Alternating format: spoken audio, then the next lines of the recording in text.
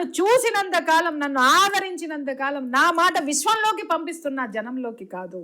ఆ విశ్వం జనానికి చేరుస్తుందన్న ఇవాళ కొన్ని లక్షల మంది నా వెంట ఉన్నారు.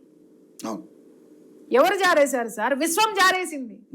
విశ్వంలోకి నేను ఏమిచ్చినా, ఇది కూడా నేను చెప్తున్నా, అదే విశ్వంలోకి ఎంతో మంది ఆడవాళ్ళ ఫ్రస్ట్రేషన్ ఇచ్చారు. అదే తిరిగి మళ్ళీ ఆడపిల్లలకు వచ్చింది. రివర్స్ బూమరాంగ్ అవుతుంది. బూమరాంగ్ కాదు, ఏమిచ్చావో అది తిరిగి వస్తుంది. అదే నేను చెప్తా, మన ఆలోచన ధోరణి, మన యొక్క వ్యవహారము. ధర్మం అని ఎందుకుంది సార్? కర్మభూమిలో ధర్మం అనేటటువంటి అద్భుతమైన మాట ఎందుకుందంటే, ఈ విశ్వానికి నువ్వేం వదులుతావో అదే తిరిగి నీకు చేరబడుతుంది. ధర్మంగా నడవ. ఎందుకంటే ఏదైతే నువ్వు ఆచరిస్తావో పక్కవాడికి, ప్రకృతికి ఇబ్బంది కలగకుండా ఎలా అయితే నువ్వు మసలుకుంటావో, నీకు కూడా పక్కవాడి వల్ల, ప్రకృతి వల్ల ఇబ్బంది కలగకుండా విశ్వం నీకు అలాంటి వాతావరణాన్ని నీ చుట్టూ పెడుతుంది, నీకు ఇస్తుంది. దీన్ని బోధించే వాళ్ళు ఎంతమంది ఉన్నారు సార్? నిజం మేడం, నిజంగా మీరు అన్నట్టుగా ఇవన్నీ కనుక చెప్పగలిగిన వాళ్ళు ఉన్నా వినేవాళ్ళు ఎంతమంది అనేది ఇక్కడ క్వశ్చన్.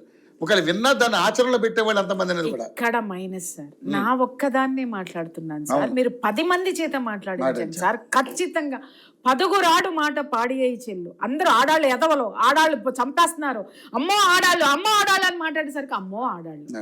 ఇంకొక మాట అడుగుతున్నాను, ఇప్పుడు ఇంత డిస్కషన్ చేసుకున్నాం కదా, సతీసాగమనము, ద్రౌపది స్టోరీనో, సీతమ్మవారి స్టోరీనో, ఇంకొకళ్ళ స్టోరీనో, తరతరాలుగా ఇలా అణిచివేతకి గురైపోయినా అక్కడ నుంచి మొదలైతే ఇప్పటి వరకు ఆడది ఎప్పుడైనా సజీవంగా తగలబెట్టారు.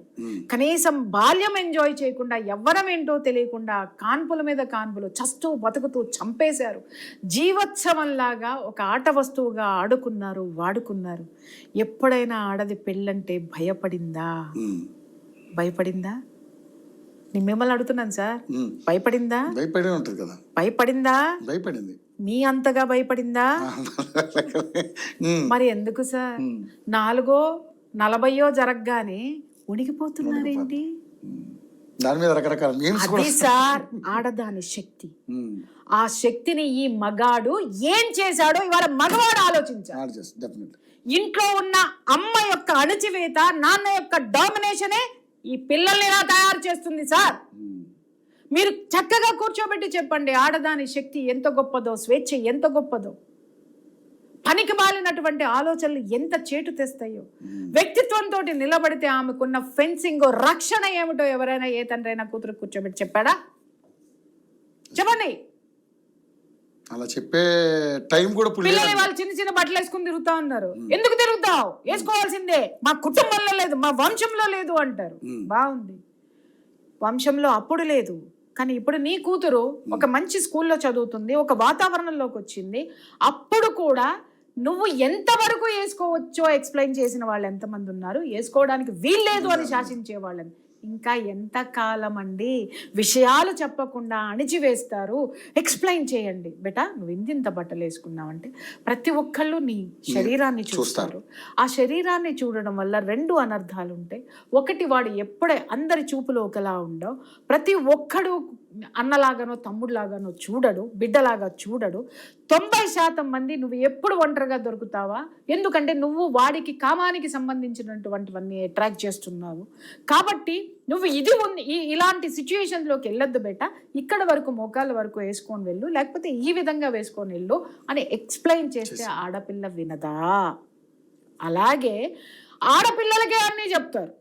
మరి మగాన్ని కూర్చోబెట్టి ఒరే ఒక ఆడదాన్ని బలవంతంగా అనుభవిస్తే ఆ కర్మ నీ ఇంటికి, నీ కూతురు రూపంలో, లేకపోతే నీ కొడుకుకో, నీకో, నాకో, మీ అమ్మకో తగులుతుంది అనేటటువంటి కర్మ సిద్ధాంతాన్ని చెప్పిన తండ్రి గాని, తల్లి గాని ఎవడైనా మగాడికి చెప్పినాడు ఉన్నాడా? It is just like A scissors. ఆడవాళ్ళు ఎందుకు ప్రవర్తిస్తున్నారు? ఎక్కడికి వెళ్ళినా కాస్టింగ్ కావచ్చు, ఎవరి దగ్గరికి వెళ్ళినా, రాజకీయాల్లో చూడండి అదే, ఫిల్మ్ ఇండస్ట్రీలో చూడండి అదే, మీడియాలో చూడండి అదే. అరే చివరికి పనులకు వెళ్తున్నా కూడా పని వాళ్ళను కూడా ఆఫీసర్లు వాడుకుంటున్నారు అని అంటే ఇంకా ఈ కామాంధుల దగ్గర చంపడం కంటే వేరే దారి ఉందా అండి? అక్కడ ఫ్రస్ట్రేషను ఇక్కడ తగులుతుంది. దయచేసి సమాజం మారాలి, సమాజంలో ఉన్న మగాడు మారాలి. ఫస్ట్ ఆ మగవాడిలో సంస్కారం రావాలి. వచ్చినప్పుడు ఆడదాన్ని అర్థం చేసుకుంటాడు, ఆడదాని స్వేచ్ఛను అర్థం చేసుకుంటాడు, భార్యని చూసుకోగలుగుతాడు. ఆ భార్య మగవాడి యొక్క గొప్పతనాన్ని చెప్పగలుగుతుంది. నీలో గొప్పతనం లేకుండా మగవాడి గురించి చెప్పమని తల్లికి చెప్తే ఎదురుగుండా భర్త విషయంలో అంత దౌర్భాగ్యాలు చూస్తూ కూతురికి ఎలా చెప్తుందండి? నీలో ఏది? ఒక అన్నలో ఏది? ఒక తమ్ముడిలో ఏది? ఒక బాబాయిలో ఏది? ఒక మావయ్యలో ఏది? నేను ఇలాగే ఉంటా, నువ్వు మారు అంటే నాకేం కర్మ అండి?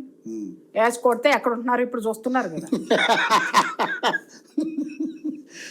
జాగ్రత్త. స్త్రీ శక్తి బలీయమైనది, బలమైనటువంటిది.